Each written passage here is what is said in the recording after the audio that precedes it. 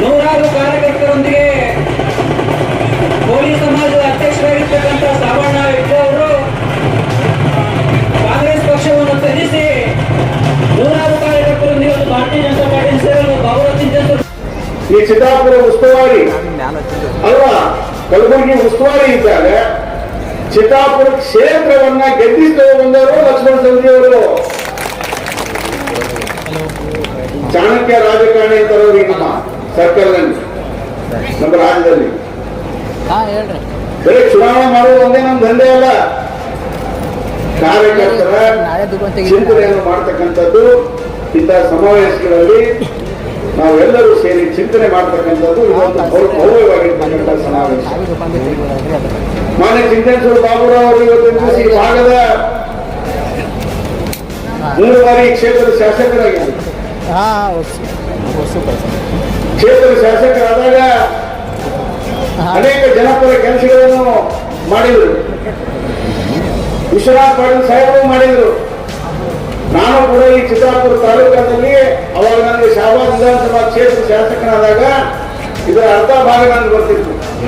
ತಾಲೂಕ ಈಗೇನಾಗ್ಯದ ಈ ವಿಧಾನಸಭಾ ಕ್ಷೇತ್ರ 4 ಇವತ್ತಿನ ಜಡ್ಪಿ ಕ್ಷೇತ್ರಗಳು.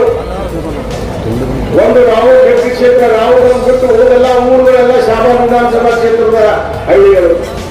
ಬಂಕೂರು, ನಾಲ್ವಾರು, ಇಂಗಳಗಿ.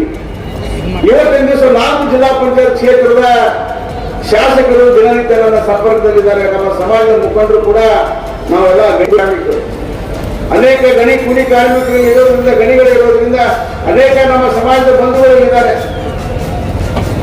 ಅವರು ಕೂಡ ಸಮಸ್ಯೆಗಳನ್ನ ಹೇಳ್ತಿರ್ತಾರೆ, ಕಾರ್ಯಕರ್ತರು ಕೂಡ ಈ ಸಮಸ್ಯೆ ಹೇಳ್ತಿರ್ತಾರೆ. ಸಮಸ್ಯೆಗಳು ಬಹಳಷ್ಟು ಅದಾವ. ಈ ಕಾಂಗ್ರೆಸ್ ಅವರ ವರ್ತನೆ, ಲಜ್ಜೆಗೆಟ್ಟ ಕಾಂಗ್ರೆಸ್ನವರಿಗೆ ಏನಾದರೂ ನೈತಿಕತೆ ಇದೆಯಾ? ಈ ಕ್ಷೇತ್ರದ ಶಾಸಕರು ಯಾವ ರೀತಿ ಮಾತನಾಡ್ತಾರೆ? ಪ್ರಿಯಾಂಕಾ ಖರ್ಗೆ ಅವರು, ಮಾನ್ಯ ಪ್ರಿಯಾಂಕಾ ಖರ್ಗೆ ಅವರು, ಆ ಹೆಣ್ಮಕ್ಳ ಬಗ್ಗೆ ಗೌರವ ಇಲ್ವಾ? ಇಡೀ ರಾಜ್ಯದಲ್ಲಿ, ರಾಷ್ಟ್ರ ಮಟ್ಟದಲ್ಲಿ ಸುದ್ದಿ ಆಯಿತು. ನಾನು ಮೊನ್ನೆ ಮಹಾರಾಷ್ಟ್ರ ಹೋಗಿದ್ದೆ, ಸೋಲಾಪುರ ಜಿಲ್ಲೆಗೆ. ಅನೇಕ ನಮ್ಮ ಬಂಧುಗಳನ್ನು ನಮ್ಮ ರಕ್ಷಾ ಬಂಧನ ರಾಖಿ ಕಟ್ಟಲಿಕ್ಕೆ ಕರೆದಿದ್ರು ತಾಯಂದರು, ಸೋದರ ಸೋದರಿಯರು. ಏನಪ್ಪ ಪುಣ್ಯಾತ್ಮ, ನಿಮ್ ಜಿಲ್ಲೆದಾಗ ಎಂತವನ್ನೊಬ್ಬ MLA ಮಾಡಿರಿ ಅಂತ ಕೇಳಿದ್ರು ಅವ್ರು ನನಗೆ. ಹೆಣ್ಮಕ್ಳ ಬಗ್ಗೆ ಅದೇರಿಂದ ನಡ್ಕೊತಾನೆ, ಅದೇ ಎಂತ ಶಾಸಕ ನೀವು ಮಾಡಿದಿರಿ ಅಂತೇಳಿ ನಮ್ಮನ್ನು ಕೇಳಿದ್ರು.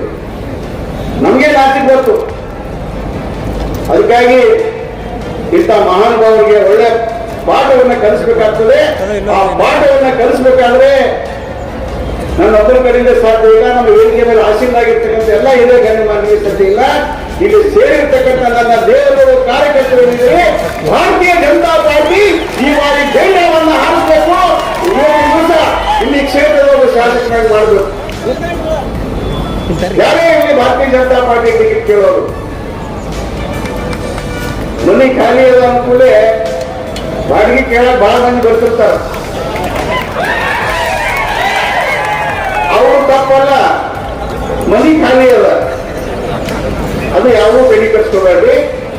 ಒಟ್ಟು ನಮ್ಮ ಗುರಿ ಏನದಪ್ಪ ಅಂದ್ರೆ ಭಾರತೀಯ ಜನತಾ ಪಾರ್ಟಿ ಅಭ್ಯರ್ಥಿಯನ್ನ ಈ ಬರುವ ವಿಧಾನಸಭಾದಲ್ಲಿ ಪ್ರಿಯಾಂಕಾ ಖರ್ಗೆ ಅವರನ್ನ ಸೋಲಿಸಬೇಕು. ಭಾರತೀಯ ಜನತಾ ಪಾರ್ಟಿ ಅಭ್ಯರ್ಥಿ ಗೆಲ್ಲಬೇಕು ಅಂತ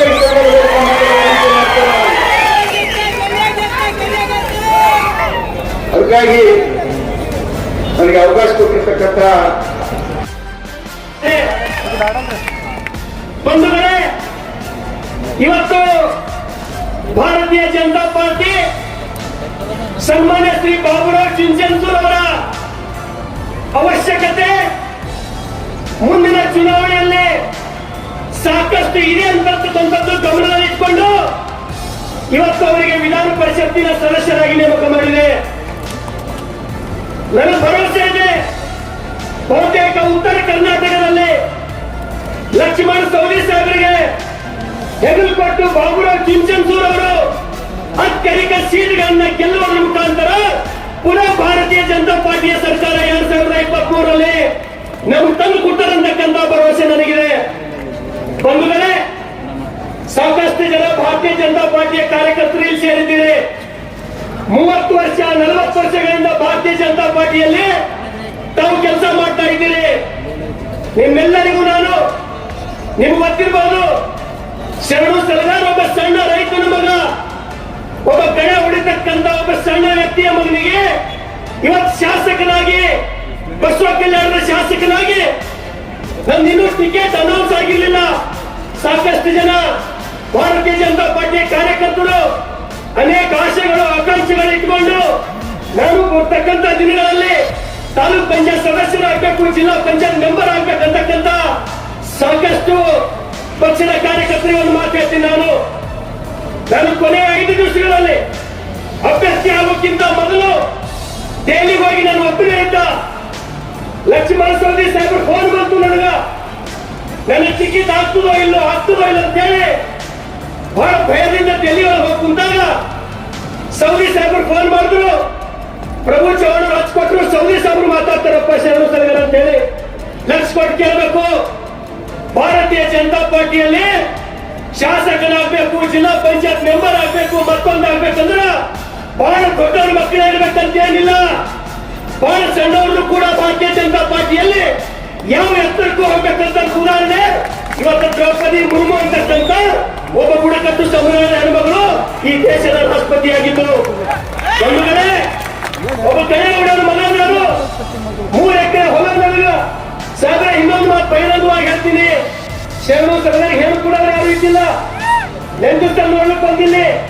ಚಂದ್ರಶೇಖರ್ ಅವ್ರು ಇಲ್ಲೇ ಅರ ನಾವೆಲ್ಲ ಹುಡುಗ ಒಳ್ಳೆಯವನ ಕೊಟ್ಬಿಡು ಹೆಣ್ಣಂತೇಳಿ ಹೇಳೋರು ಇಲ್ಲಿ ಅರ ಸಾಬ್ರೆ.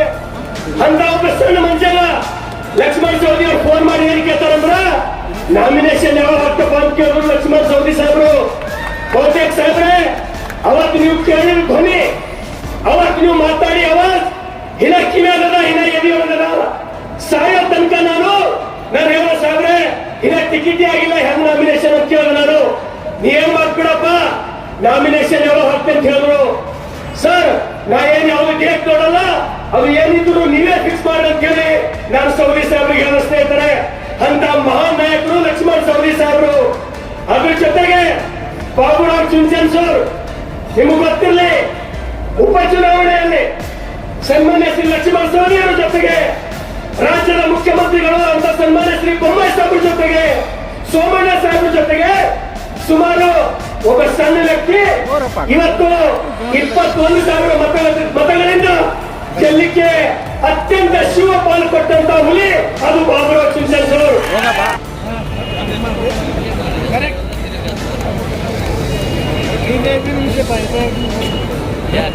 ಚಿತ್ತಾಪುರ ವಿಧಾನಸಭಾ ಮತಕ್ಷೇತ್ರದಲ್ಲಿ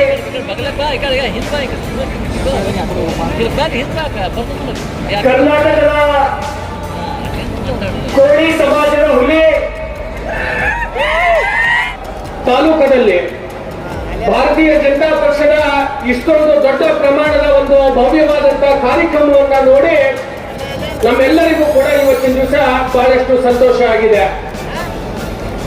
ಇವತ್ತು ಬರುವಾಗ ಲಕ್ಷ್ಮಣ್ ಸವದಿ ಸಾಹೇಬರು ಕಾರಲ್ಲಿ ಕೇಳ್ತಾ ಇದ್ರು, ರಾಜ್ಯದಲ್ಲಿ ನಾವು ಸರ್ಕಾರ ಮಾಡಬೇಕು ಅಂತಂದ್ರೆ ಚಿತ್ತಾಪುರದಲ್ಲಿ ಭಾರತೀಯ ಜನತಾ ಪಕ್ಷದ ಅಭ್ಯರ್ಥಿ ಗೆದ್ದಾಗ ಮಾತ್ರ ರಾಜ್ಯದಲ್ಲಿ ನಮಗೆ ಸರ್ಕಾರ ಮಾಡಲಿಕ್ಕೆ ಆಗುತ್ತೆ ಅಂತ ಮಾತನ್ನ ಇವತ್ತಿನ ದಿವಸ ಲಕ್ಷ್ಮಣ್ ಸವದಿ ಸಾಹೇಬರು ಹೇಳಿರುವಂತದ್ದು ನನಗೆ ಸಂಪೂರ್ಣವಾದಂತಹ ವಿಶ್ವಾಸ ಇದೆ. ಈ ಬಾರಿ ಈ ಭಾಗದ ಎಲ್ಲ ನಮ್ಮ ಕಾರ್ಯಕರ್ತರು, ಎಲ್ಲ ಮುಖಂಡರು ಒಂದಾಗಿ ನಮ್ಮ ಪಕ್ಷದ ಅಭ್ಯರ್ಥಿಯನ್ನ ಇವತ್ತಿನ ದಿವಸ ತಾವು ಗೆಲ್ಲಿಸೋದ್ರ ಮುಖಾಂತರ ನಮ್ಮ ರಾಜ್ಯದಲ್ಲಿ ಮತ್ತೊಮ್ಮೆ ಭಾರತೀಯ ಜನತಾ ಪಕ್ಷದ ಸರ್ಕಾರವನ್ನ ತಾವೆಲ್ಲರೂ ಸೇರಿ ಮಾಡ್ತೀನಿ ಅಂತ ಅನ್ನುವ ವಿಶ್ವಾಸದೊಂದಿಗೆ ನಾನು ಜಾಸ್ತಿ ಸಮಯವನ್ನ ತಗೊಳ್ಳಾರ್ದೆ.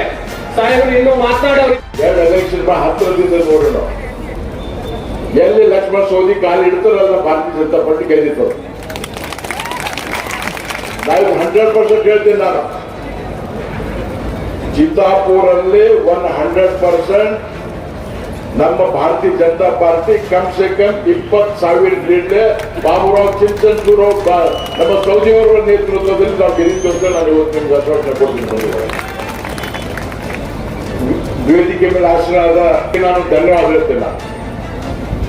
ಚಿತ್ತಾಪುರ್ ಮತದಾರರಿಗೆ ನಿಮ್ಮ ಪಾದಗಳಿಗೆ ಮುಟ್ಟಿ ನಾನು ಧನ್ಯವಾದ ಹೇಳ್ತೇನೆ. ನಾನು ನೀವು MP ಮಾಡಿ ಕಳಿಸಿ ಉಸ್ತುವಾರಿ ಮಂತ್ರಿ ಪ್ರಿಯಾಂಕ್ ಖರ್ಗೆ ಇಲ್ಲಿದ್ದು ಕೂಡ 5,000 ನಿಮ್ಗೆ ಲೀಡ್ ಕೊಟ್ಟು ನಮ್ಗೆ ಗೆಲ್ಲಿಸಿರಿ, ನಾನು ನಿಮ್ ಋಣ ತೀರಿಸಲಿಕ್ಕೆ ಸಾಧ್ಯ ಇಲ್ಲ ಅಂತ ಹೇಳ್ಬೋದು. ಇವತ್ತು ಅನೇಕರು ಹಿರಿಯ ನಾಯಕರಿದ್ದಾರೆ. ವಿಶ್ವನಾಥ್ ಪಾಟೀಲ್ ಹೆಬ್ಬಾ ಸಾಹೇಬರು, ಬಾಬುರಾವ್ ಚಿಂಚನ್ಸೂರ್ ಅವರು, ಸುನೀಲ್ ಕೊಲ್ಲಾಪುರಿ ಅವರು ಈ ಕ್ಷೇತ್ರದಲ್ಲಿ ಕನೆಕ್ಟೆಡ್ ಇದ್ದಾರೆ. ಬಿಜಿ ಪಾಟೀಲ್ ಅವರು, ವಿಶ್ವನಾಥ್ ಪಾಟೀಲ್ ಹೆಬ್ಬಾ ಸಾಹೇಬರು ಕೇಳಿದ್ರೆ, ವಿಶ್ವನಾಥ್ ಪಾಟೀಲ್ ಸಾಹೇಬ್ರೆ, ವಿಶ್ವನಾಥ್ ಪಾಟೀಲ್ ಸಾಹೇಬ್ರ ತಂದೆಯವರು ನಮ್ಮ ತಂದೆಯವರು ಇದೆ. ಚಿತ್ತಾಪುರ ತಾಲೂಕ ಎಲ್ಲ ತಾಯಂದರಿಗೆ ನೀನು ಕ್ಷಮೆಯನ್ನು ಕೇಳಬೇಕು. ಇಲ್ಲದೆ ಹೋದ್ರೆ ನಿಮ್ಮ ತಂದೆಯವರಿಗಾಗಿರ್ತಕ್ಕಂಥ ಪರಿಸ್ಥಿತಿ ನಿನಗೂ ಬಂದಿತ್ತು ಅಂತ ಹೇಳಿ ಈ ಸಂದರ್ಭದಲ್ಲಿ ನಾನು ಹೇಳಲಿಕ್ಕೆ ಬಯಸ್ತೀನಿ.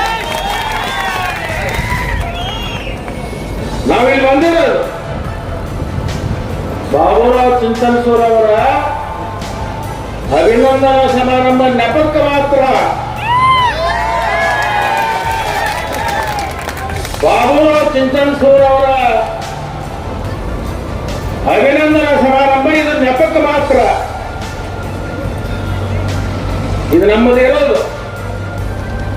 ಇನ್ನು 10 ತಿಂಗಳ ನಂತರ ಏನು ಚುನಾವಣೆ ಬರುತ್ತೆ ಈ ಕ್ಷೇತ್ರದಲ್ಲಿ, ಅವರಿಗೆ ಮನೆಗೆ ಕಳಿಸೋದ್ರ ಮುಖಾಂತರ ಇಲ್ಲಿ ಭಾರತೀಯ ಜನತಾ ಪಕ್ಷದ ಕಮಲವನ್ನ ಅರಳಿಸ್ತಕ್ಕಂಥ ಕೆಲಸವನ್ನ ನಾವು ಇವತ್ತು ಮಾಡಬೇಕಾಗಿರ್ತಕ್ಕಂಥದ್ದು.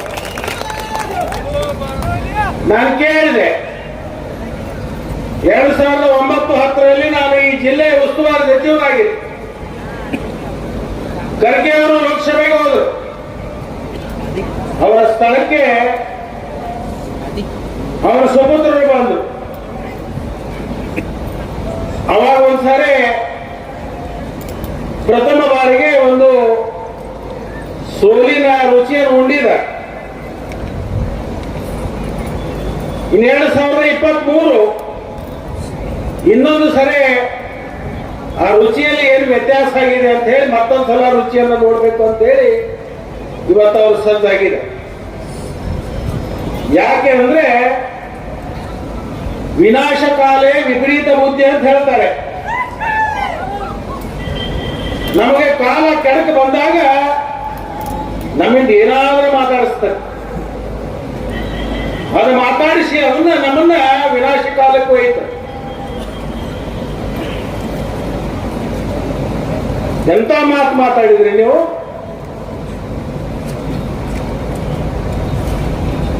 ಈ ರಾಜ್ಯದ ಹೆಣ್ಮಕ್ಳು ಇವತ್ತು ತಲೆ ತಗ್ಸ್ತಕ್ಕಂಥ ನಿಮ್ಮ ಮಾತಿಗೆ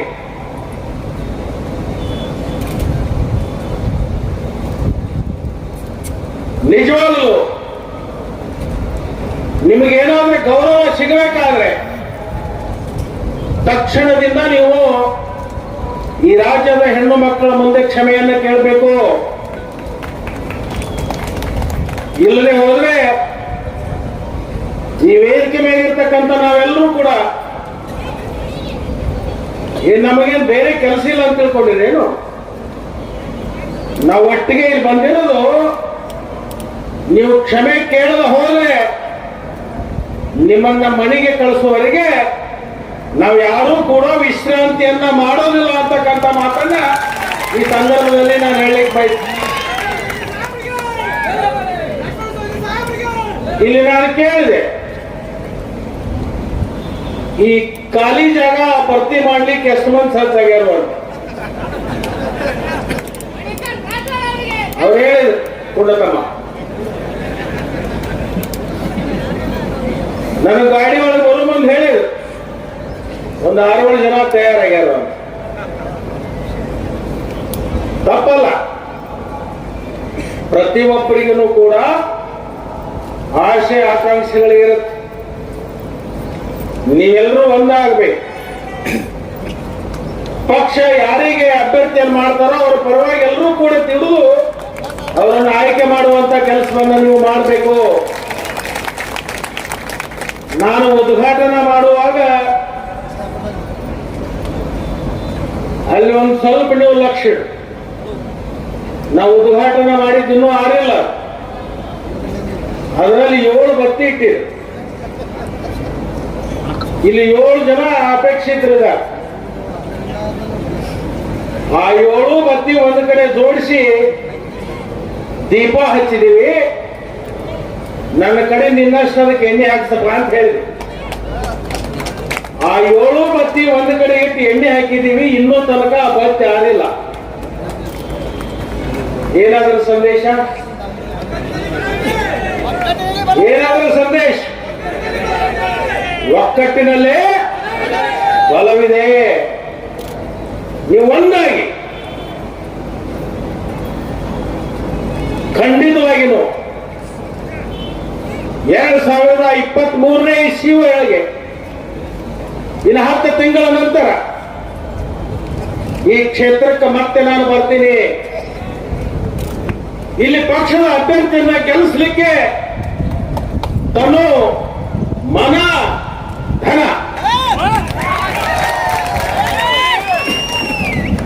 ನಾನು ನಿಮ್ಮ ಜೊತೆಗಿರ್ತೀನಿ. ನಾವು ಬರೀ ಒಂದೇ ಕ್ಷೇತ್ರ ಅಲ್ಲ, ಎಲ್ಲ ಮಾಧ್ಯಮದವರಿಗೆ ರಾಜ್ಯದಲ್ಲಿ 50 ಕ್ಷೇತ್ರಗಳನ್ನ ನಾವು ಗುರುತಿಸಿ, ಅದು ಜೆಡಿಎಸ್ ಇರ್ಬೋದು, ಕಾಂಗ್ರೆಸ್ ಇರ್ಬೋದು, ಅಲ್ಲಿ ನಮ್ಮ MLAಗಳಿಲ್ಲ. ಜೆಡಿಎಸ್ನ ಶಾಸಕರು ಮತ್ತು ಕಾಂಗ್ರೆಸ್ ಶಾಸಕರು ಇರ್ತಕ್ಕಂಥ 50 ಕ್ಷೇತ್ರವನ್ನ ನಾವು ಗುರುತಿಸಿದ್ದೀವಿ. ಆ 50 ಕ್ಷೇತ್ರಕ್ಕೆ ಇನ್ನು ಕೆಲವೇ ದಿನದಲ್ಲಿ ರಾಜ್ಯದ ಮುಖ್ಯಮಂತ್ರಿಗಳು ಮತ್ತು ಯಡಿಯೂರಪ್ಪನವರು ಅವರಿಬ್ಬರು ಸೇರಿ ಒಂದು ತಂಡವನ್ನ ಈ 50 ಕ್ಷೇತ್ರದಲ್ಲಿ ಪ್ರವಾಸ ಮಾಡಿ ನಮ್ಮ ಕಾರ್ಯಕರ್ತರಿಗೆ ಶಕ್ತಿಯನ್ನ ತುಂಬುವಂತ ಕೆಲಸ ರಾಜ್ಯದ ಇವತ್ತಿನ ಮುಖ್ಯಮಂತ್ರಿಗಳು ಮತ್ತು ಹಿಂದಿನ ಮುಖ್ಯಮಂತ್ರಿಗಳು ಯಡಿಯೂರಪ್ಪನವರು ಈ 50 ಕ್ಷೇತ್ರಕ್ಕೆ ಬರ್ತದೆ. ಈ 50 ಕ್ಷೇತ್ರದಲ್ಲಿ ಗೆದ್ದೇ ಗೆಲ್ತೀವಿ ಅಂತಕ್ಕಂಥ ವಿಶ್ವಾಸದಿಂದ ನಾವು ಹೊರಡ್ತೀವಿ. ಈ 50 ಕ್ಷೇತ್ರದಲ್ಲಿ ಗೆದ್ದ ಮೇಲೆ ನೀವು ಅನ್ಬೋದು ಏನು ಈ 50 ಗೆದ್ದು ಈಗಾಗಲೇ 122 ಅದೀವಿ, ಇವೆಲ್ಲ ನಿಮ್ಮದೇ ಆಗುತ್ತಾನೋ ಅಂತ. ಅಲ್ಲಿಂದ ನಮಗೆ 50 ಕ್ಷೇತ್ರದಲ್ಲಿ ಗೆಲ್ಲಲಿಕ್ಕೆ ಅವಕಾಶ ಇದೆಯೋ ಸುಮಾರು 20-25 ಕ್ಷೇತ್ರದಲ್ಲಿ ನಾವು ಕೆಲವೊಂದು ಕಾರಣದಿಂದ ಅಲ್ಲಿ ಸೋಲಬಹುದು ಅಂತಕ್ಕಂಥ ನಿರೀಕ್ಷೆ ಇಟ್ಕೊಳ್ಳಿ. 20-25 ಕ್ಷೇತ್ರದಲ್ಲಿ ನಾವು ಸೋಲಬಹುದು ಅಂತಕ್ಕಂಥ ಏನು ನಿರೀಕ್ಷೆ ಇಟ್ಕೊಂಡಿದ್ದೀವಿ, ಅವಕ್ಕೆ ಪುನರ್ ಮತ್ತೆ ಇನ್ನಷ್ಟು ಶಕ್ತಿಯನ್ನು ತುಂಬತಕ್ಕಂಥ ಕೆಲಸ ಮಾಡ್ತೀವಿ. ಅವು ಸೋಲಾರ್ದಂಗೆ ನೋಡ್ಕೋತೀವಿ. ಆದ್ರೆ ಈ 50 ಕ್ಷೇತ್ರದಲ್ಲಿ ಖಂಡಿತವಾಗಿಯೂ ಕೂಡ ಅದು ಚಿತ್ತಾಪುರನ್ನ ಅತ್ಯಂತ ಪಾಯಿಂಟ್ ಔಟ್ ಮಾಡಿ ಒತ್ತನ್ನು ಕೊಟ್ಟು ಈ ಕ್ಷೇತ್ರವನ್ನು ಗೆಲ್ಲಬೇಕು ಅಂತ ಹೇಳಿ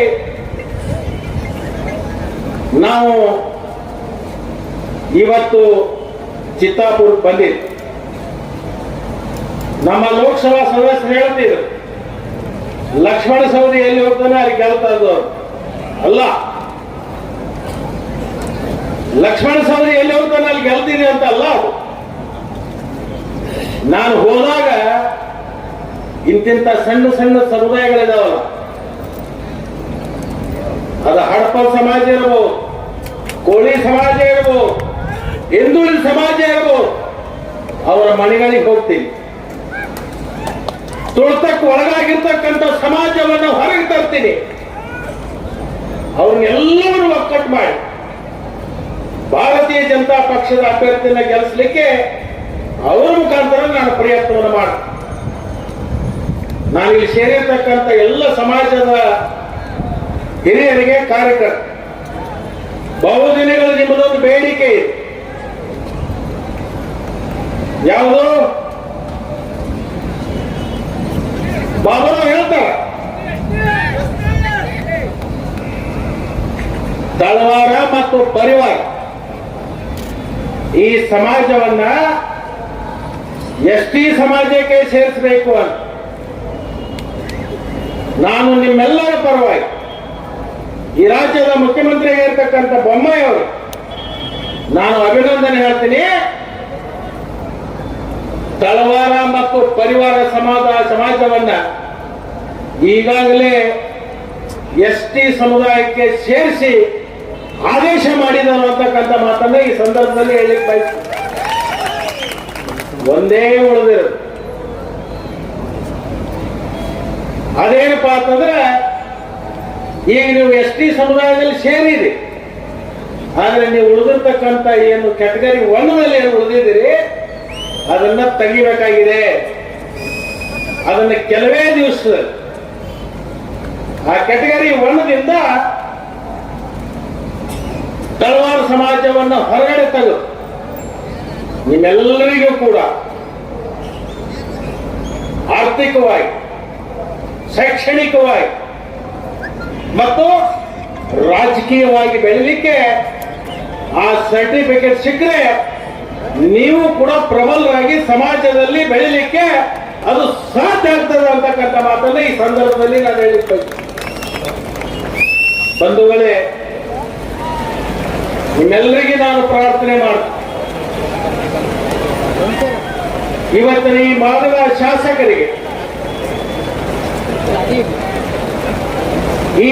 ಶಾಸಕರಿಗೆ, ದುರಂಕಾರದ ಪರಮಾವಧಿ ಆಗಿದೆ, ದುರಂಕಾರ ಹೆಚ್ಚಾಗಿದೆ. ಈ ದುರಂಕಾರವನ್ನ ನೀವು ಮೆಟ್ಟು ನಿಲ್ಲಿಸಬೇಕಾದ್ರೆ ನಾಳೆ ಬರ್ತಕ್ಕಂಥ ಸಾರ್ವತ್ರಿಕ ಚುನಾವಣೆಯಲ್ಲಿ ನೀವೆಲ್ಲರೂ ಕೂಡ ಜಾಗೃತ ಆಗಬೇಕು ಅಂತಕ್ಕಂಥ ಮಾತನ್ನ ಈ ಸಂದರ್ಭದಲ್ಲಿ ನಾನು ಹೇಳಿದ್ದೆ.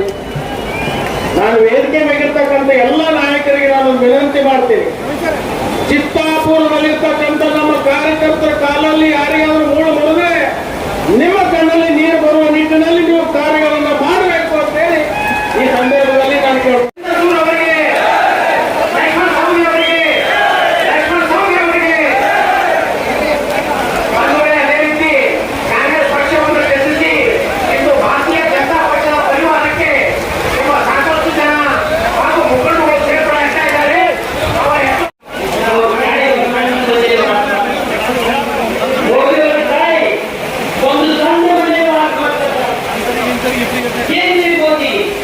ದೇಶ